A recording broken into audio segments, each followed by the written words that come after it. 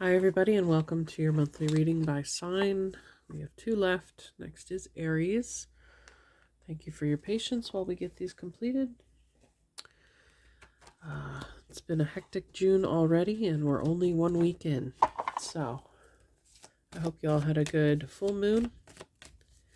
We're moving into our new moon on June 17th or 18th, depending on where you are in the world, and that'll be in Gemini. And we have, of course, the summer solstice happening June 21st. Okay, what can we expect for Aries for the rest of June, please?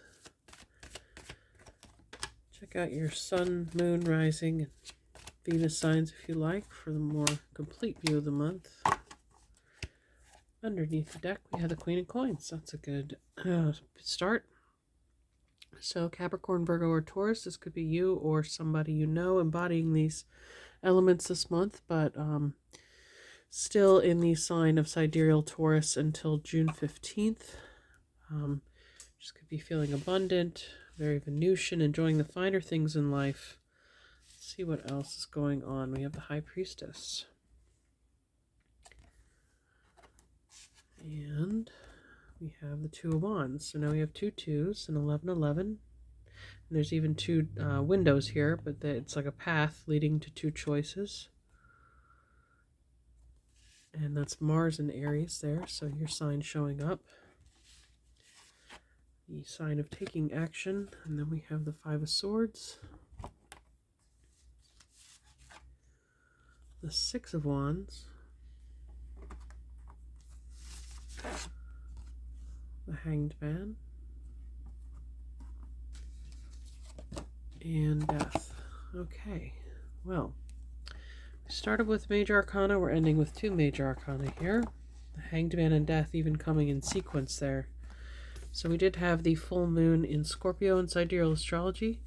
So that indicates a transformation, a change, a transition, a shedding of the snakeskin here. So going from a position of stagnancy or preparation into action. And that's what kind of the Two of Wands reiterates that as well. I feel like a lot of you are overcoming some kind of mental blockage or self-doubt maybe that you felt this month. There was something holding you back, probably fear there in the Five of Swords, but with the Six of Wands coming right after it, it seems to you have conquered your fears. Perhaps you were deciding, again, a position between your comfort zone or going beyond that. So congratulations if it has been your ability to pass beyond any kind of, it feels like you've been tested. Another name for the Hanged Man can be the trial. So it could have been many obstacles that you were kind of fighting your way through. But it's been a battle, a mental battle more than anything. Okay, let's get a look at your astrology cards to expand upon this.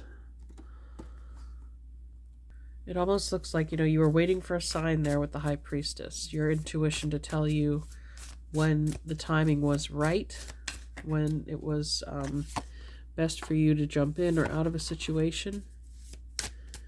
But with beginning this reading with the Queen of Coins under there,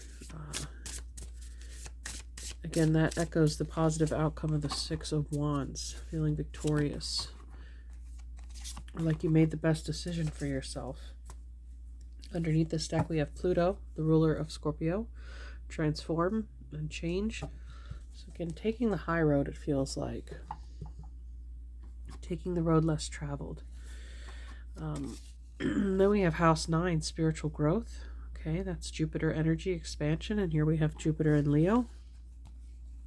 So a spiritual victory. Again, I mentioned a mental battle, but again, it could be a battle of your soul or your will that you were struggling with. During the last full moon on June 3rd and 4th, we had Jupiter conjunct the North Node, the direction you're going, and that is spiritual growth. So again, I feel like you've cut something out, left behind an older version of yourself, and now you truly are walking through the gates of a new beginning. And then we have the air, open-mindedness, objectivity, and learning. Here we have Gemini, Libra, and Aquarius. Whenever I see the High Priestess card and the two pillars, I think of, the duality and the nature of Gemini, as we're currently in that in tropical, but we'll enter that in sidereal June 15th. Of course, the new moon happening in this sign in both systems, and this could be, again, the portal through which the 1111 speaks, of which you're walking. It's like the first day of the rest of your life, and that expansion that's going on, the spiritual growth. And I, again, get this image of a guru sitting at the top of a mountain achieving enlightenment there. And that's very much the energy that the High Priestess is tapped into. So some of you could have required or requested a little bit of a hermit phase, where you may have had to spend some time in seclusion, even if it's a couple days from your daily routine, from people or partners that you live with, perhaps.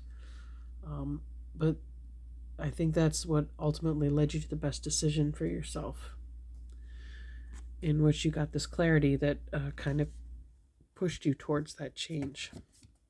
Next, we have Mars, move forward and defend self. Yep. Well, we have Mars in Aries showing up here. So the masculine fire energy of action. Again, this is like deliberation, preparing to take action. And this is the actual follow through. Just like we had this preparation phase here in the Hanged Man. And the action is the transformation. It is the change, or the decision to change. All right. Next we have House 4, Cultural and Family Roots, Home, Peace, and Comfort. And then Virgo, Integrity, Reverence, and Servants. So we have Cancer here in House 4, and Virgo, House 6. We had this earth element, this motherly kind of nurturing element show up in the beginning. Either you're nurturing yourself very well, or there's somebody in your immediate family whom you deal with on a daily basis who's been very supportive, or perhaps the motivation for you to commit to this change in yourself, or to push through any kind of resistance or negativity that has been present in your mind, like perhaps even seeing your kids every day as a motivation for you to quit smoking, for an example, because Virgo does rule the sixth house of health. So, and with the air card showing up there, I feel like some of you are, seeking cleaner air, or expanding your lungs in some way, improving your breathing. Okay, so let's move on to your oracle cards. Start with a Rose Oracle for Aries. I mean, the image of the breath and the breathing that I'm giving to it could also be a devotion to yoga or breathing exercises or meditation every day. And that goes, it's supportive of your spiritual growth as well. We have Come to Me, attracting like a rose, receive abundance and desires. Okay. So yeah, as you cut things out, or as you undergo this transformation process, you're opening yourself up to a whole new world of receiving. Let's take a look at your alchemy card.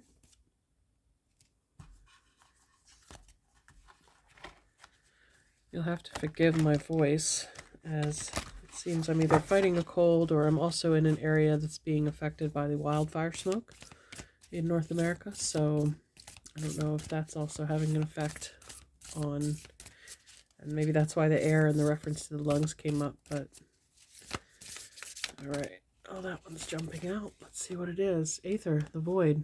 Okay, so ether is the air that the gods breathe, right? It's the upper atmosphere. I mentioned a sense of elevation when you have 42 there, and it's very black, like a void, like the new moon. This seems to have fallen out too, so let's see what that is. Dissolution. Okay, number 50 or 65. So 42 and 65. Dissolution and the void. Well, we do have that Plutonian energy of Pluto destroys, right? Or so does Mars. Mars destroys, Pluto transforms. So again, you could have aspects in Scorpio that were activated by this most recent full moon, in which case, full moons activate a release cycle in our lives. And Pluto is death, the god of death and endings. All right, so let's take a look at it. And I feel like this void is pointing to the new moon coming up in a little over a week here. So the void is the liminal darkness or destiny. The void is a mystical riddle in and of itself. It cannot be understood by means of alchemy, chemistry, science, or spirituality. It astounds the most adept seeker and humbles the philosopher. From the depths of nothingness, all feelings and possibilities are birthed. Behind the curtain of our material world, the power of eternal spaciousness is at work. This card may appear at a time when something has been released, a relationship, a possession, a title, but the void is much bigger than any worldly entity.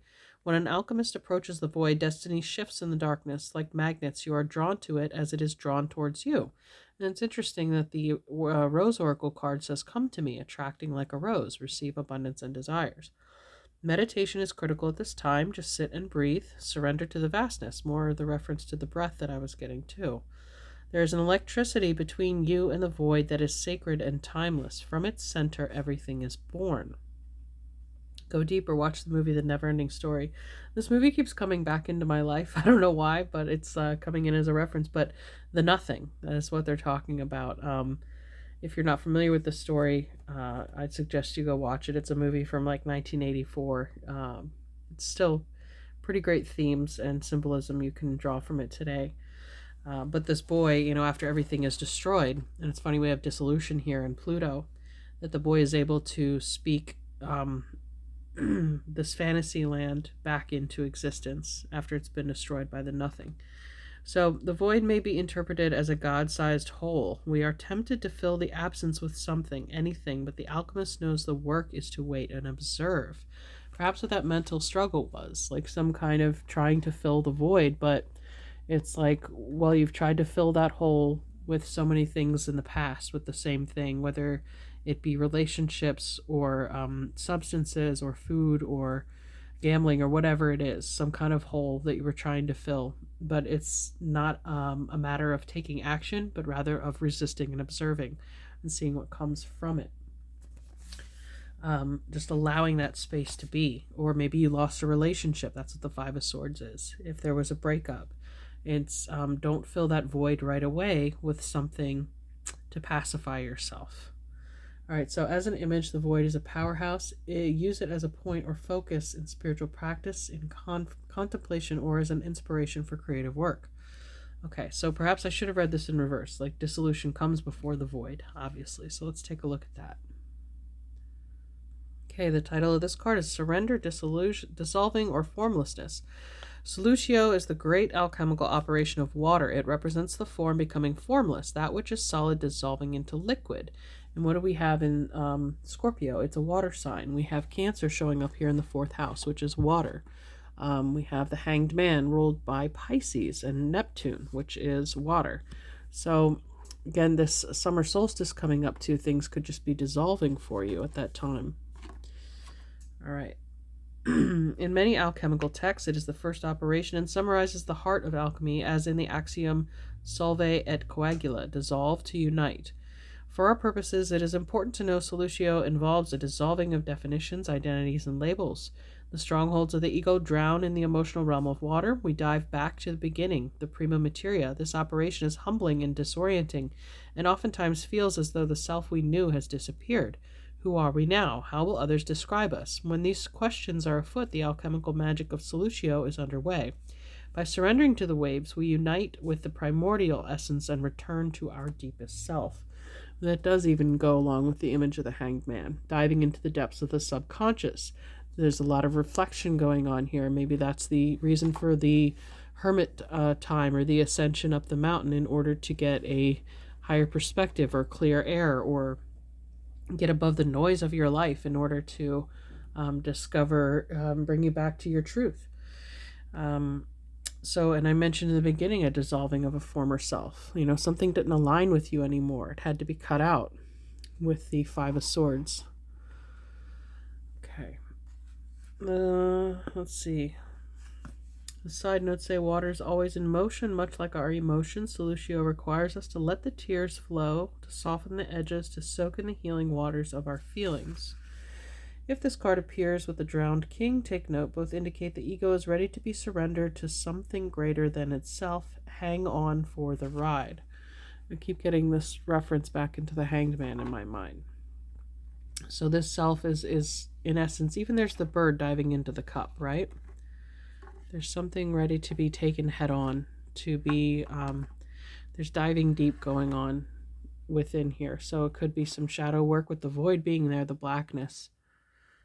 getting to the root, getting to the source of an issue, finally confronting it head on, as opposed to just ignoring it and going back to the way things were.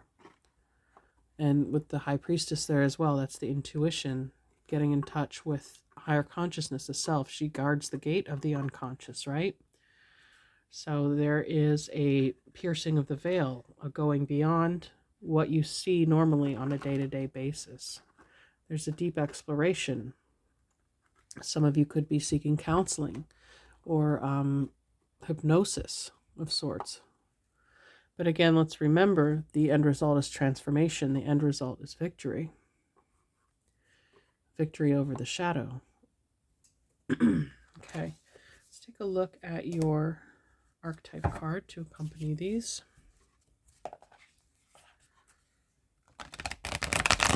Aries.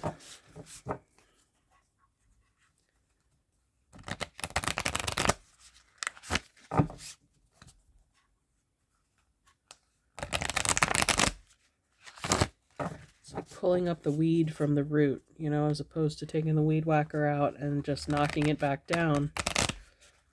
You're actually getting out the trowel and pulling it up from the roots this month, so it can't grow back. The crone, number 13. So this is the death card, again, which has already appeared in this reading. So Scorpio, this could have to do with family, too. Let's take a look at that. When I say family, I mean inherited,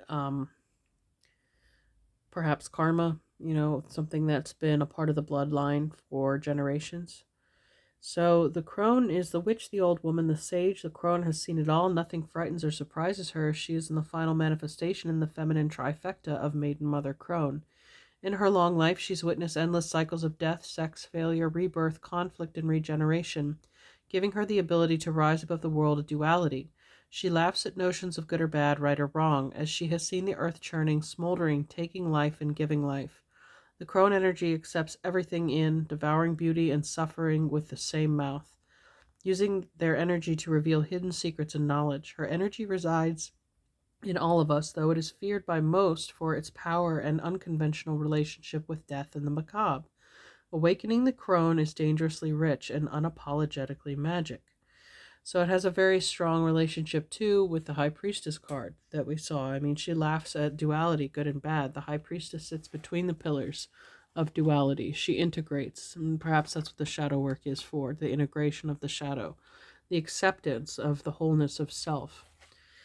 The side notes are: the crone has a difficult time tolerating superficial, petty, day-to-day musings. She moves away from such relations and seeks a deeper path, even if this means a more solitary life. The crone is the master of letting go and residing in what is. She rejects nothing. The crone is often seen with the crow, smoke, night, and the moon.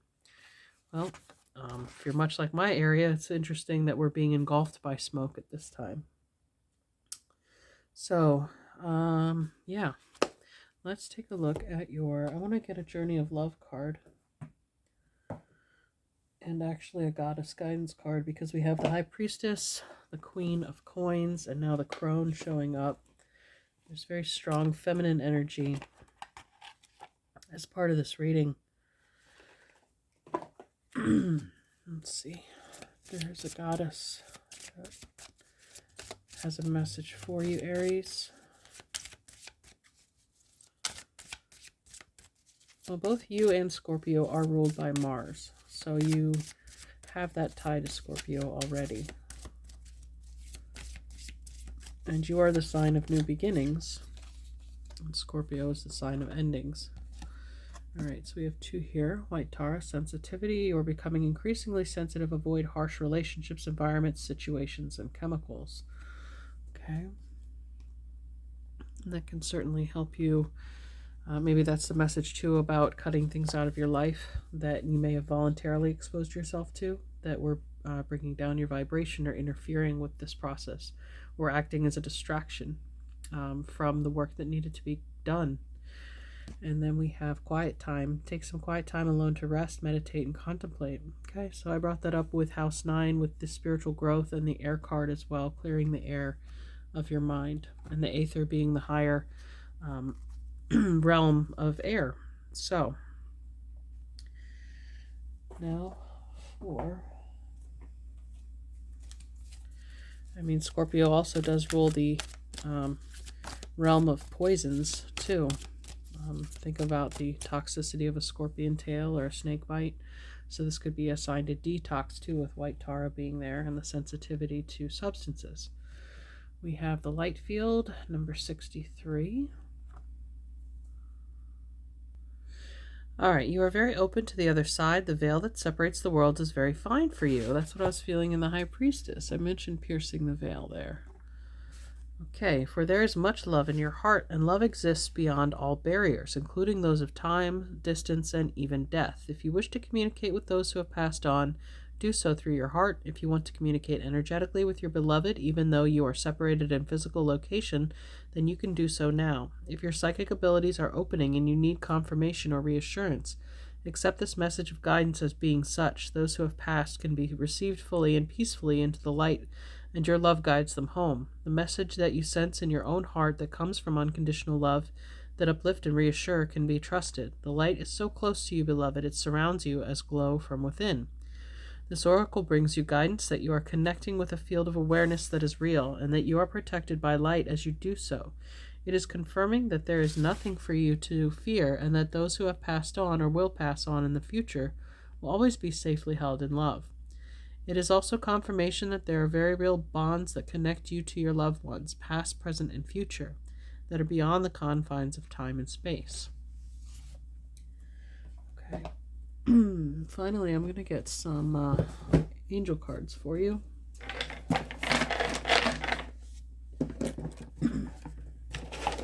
Shuffle in the chest here. Message for Aries. Okay, the first one that's facing up is gratitude. She's thankful for the sunrise, or the ability to see the sun another day, for the light field that comes into her reality. Because we have the void here, it's an absence of light. So you yourself act as the sun for some people and for yourself, and you are grateful, and they're grateful for you. Wisdom, I mentioned at the top of the mountain, there's the hermit holding the lantern. And Virgo did come up in our astrology cards here. Virgo is the ruler of the hermit card in tarot. And she's holding the lantern. She's holding the light field in her heart. And there's the card again of Virgo. So this could be you, or could be somebody else that is holding this space, holding this light. And then we have expectancy. So the expectancy of receiving a gift or a birth of something new. When someone is pregnant, they say they're expecting. So again, you are in this process of giving birth to a new identity, a new self that's coming through. Okay, you have a lot of light to give to the world. So whatever darkness that you're being asked to go through now is only in service to strengthening that light. All right, Aries, I hope you enjoyed this reading. If you did, please let me know in the comments below, and I'll see you next time. Thanks. Bye.